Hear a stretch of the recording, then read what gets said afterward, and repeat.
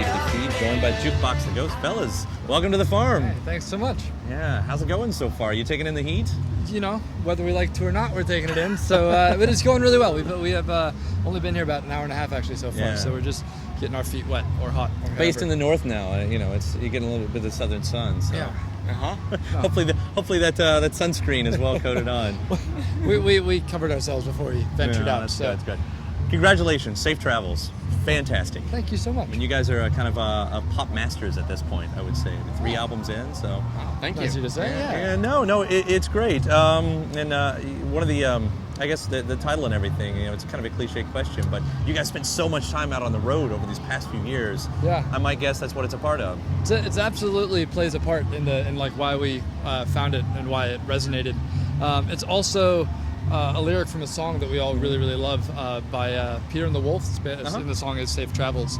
And Jesse's actually the one that came up with the name originally, but it was the traveling and the song and that it all resonated for all of us that pushed it over the edge. Yeah. And we'd had kind of a difficult year. There'd been a relatively large amount of kind of tragedy in our own lives, and Safe Travels seemed like kind of a nice metaphor for, passing from one plane to another or whatever. So well, you guys have always been kind of really good at that too, about putting darker lyrics and making it bright and sunny and spoonful of sugar style. Yeah, I mean, I think we were under their philosophy that most good pop, especially happy pop, has to have a current of some kind of darkness, or else it's not really.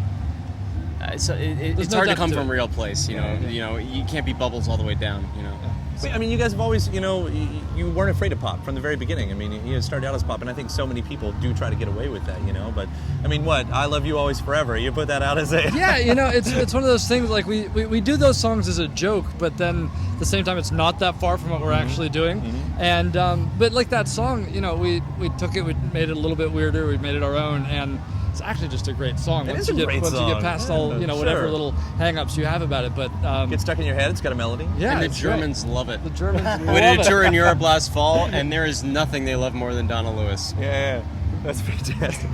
Some of my favorite songs on the record, too. At Last. Yeah. What a great song. Thanks. I think there's probably easy comparisons to Billy Joel in your career just because there's a piano. Mm-hmm. But I really find it on that song. Like, it's got this strong vibe. That's interesting. I do not cite Billy Joel as a reference. Right. He's wonderful and he's a beautiful piano player, but I've never drawn from him as a reference point.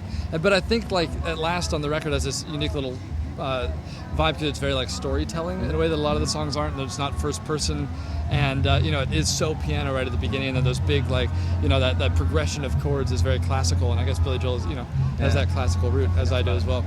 Well, what about adulthood? I think there gets to a point where a lot of artists, if you start at a certain age, and we all get to live through that, you're going to get to that record where it's talking about here's my transition into adulthood. Yeah. Well, since that song, I mean, as Tom was saying, we had a really rough, tough summer, and there was a couple big deaths in our families, and actually before all that started, I had this thought that you can survive childhood and you can survive adolescence, but once you get to adulthood, that's sort of the end of the road, and that sort of little wordplay epiphany sort of triggered the that was the germ for the whole song, and that's really what it's about. Like, once you get to the end, that's it, and you gotta deal with that, and that hits a lot quicker than adolescence or childhood. Sure. And so Yet once again you can still hum along to it. I mean that's the hope. There's no reason to be sad. I mean we had a rough year, but there's no reason to be sad and maudlin and moping.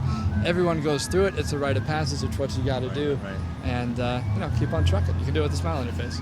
Well, speaking of rite of passages, in a way, you guys are kind of coming up on your 10th anniversary.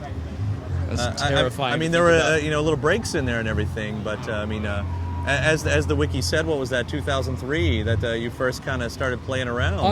On a strange technicality, that's absolutely because we started playing freshman year of college. Yeah. And I joined slightly thereafter, so it was 2004. Yeah. But yeah, we've been a trio since fall of 2004. And when people, we've known each other for a long time, and that's a huge part of what we do, and why we're still doing it. And, Any cause for celebration on this? And you think you guys might do anything special? I mean, the Beach Boys on their 50th, Jukebox the Ghost on their 10th.